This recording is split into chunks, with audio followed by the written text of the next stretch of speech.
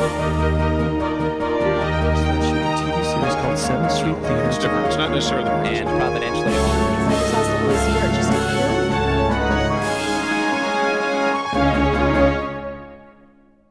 Hello, this is Cheryl Arias-Wicker with Christian Movie Connect, and we were with Yochanan Marcellino from The Identical.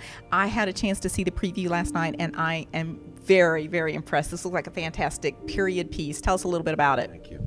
The Identical is a period piece covering 5 decades, the Depression era of the 30s and ending in the early 70s. It's a story about 2 identical twin brothers that were separated at birth during the Depression because the family could not afford to take care of both their children, and they gave one away to a pastor and his wife who could not have children to have an opportunity for a better life. And it's that journey that we go through in life that weaves through our life as we look back, that brings us to that place where we follow the call, the purpose for which we've been born. And in this film, there's some great redeeming value that culminates in it. Mm-hmm. Well, this is it is a musical because one of the sons, has a career. He's sort of, an Elvis type singer. And you have a perfect background for that, having worked in music for many, many years and managed, was it Carrie Livgreen and one of the Supremes and many others. So tell us how you moved from music into film. Well, I've been a music industry veteran for 38 years. Grew up in the industry. My father produced many of the big Motown hits of the 70s, so I grew up in the studio watching Michael Jackson. His first #1 record, Rockin' Robin in '72, was produced by Yochanan Marcellino, who happens to be my co-producer on this film. And it's not a musical in the sense of Les Miserables, or something like that, but we did do 30 original songs that encompass the 50s, the 60s, and the 70s, true to the period, written and produced by Jerry and myself through our own experience as writers and producers and living out in those eras. And so the music does play a critical role in the movie, both in the life of the icon brother that is doing music and the music that comes forth from our adoptive brother, Ryan Wade. Yeah, and the actor that you chose for this lead role is an actual musician. Yes. So had he acted before?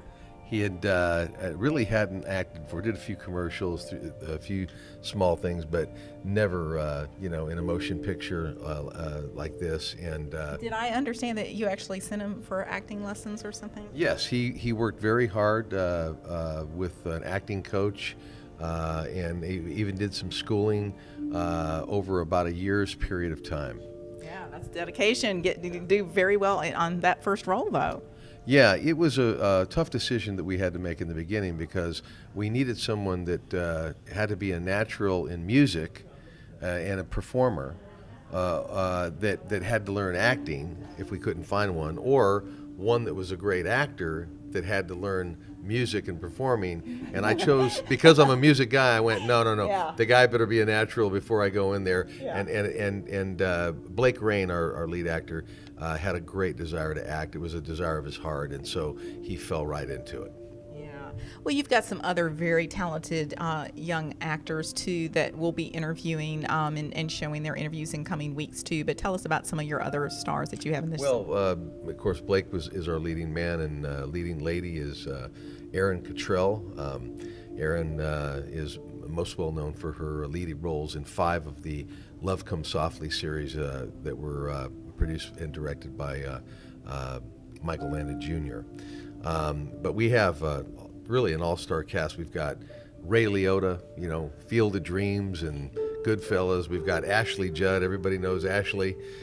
We've got Seth Green, just wild and crazy as ever, but does an incredible job and actually brings forth a lot of drama. In addition to his comic relief, Joe Pantoliano, who was known for The Matrix and so many great movies.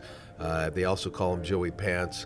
Brian Garrity, who's in the current movie with Denzel Washington, Flight, as the co-pilot, great actor, Hurt Locker and many others, and Amanda Crew, who is currently just finished filming the new Steve Jobs movie called Jobs. Is going to be coming out, and she was the star of Charlie St. Cloud with Zac Efron. So great group of people. Yeah, fantastic. So are you expecting this to be in theaters? Yes, we're right now targeting fall release, mid-October-ish. We're looking right now. A lot of that depends on how we end up on our distribution side, but it's going to be a wide release, somewhere between 1,500 and 2,500 screens around the country. And I think with the acting power that we have, with the great story that really is coming forth, that has redeeming value going through it, and the music, I think we have something special that will reach out to all generations. I mean, you can bring your children to this, and you can bring your grandma to it as well. So where did the story come from? The story originated from an original idea from a man named Wade Cummins, who had this story in his heart. And then to develop the story, we brought in Howard Klausner to do the screenplay. Howie, as we call him, wrote Space Cowboys by Clint Eastwood, which is a huge film, and also The Grace Card and many others. And we worked very hard to develop this thing with Howie, and by the time we got it to our potential actors and actresses, I mean, people fell in love with the screenplay immediately. It was amazing. Yeah, great. Well, so with this being a period piece, was it very difficult to make? I know they can be very expensive. So did you have very much trouble getting it? Because it is such a beautiful piece. There were two things that I was told up front were insurmountable challenges.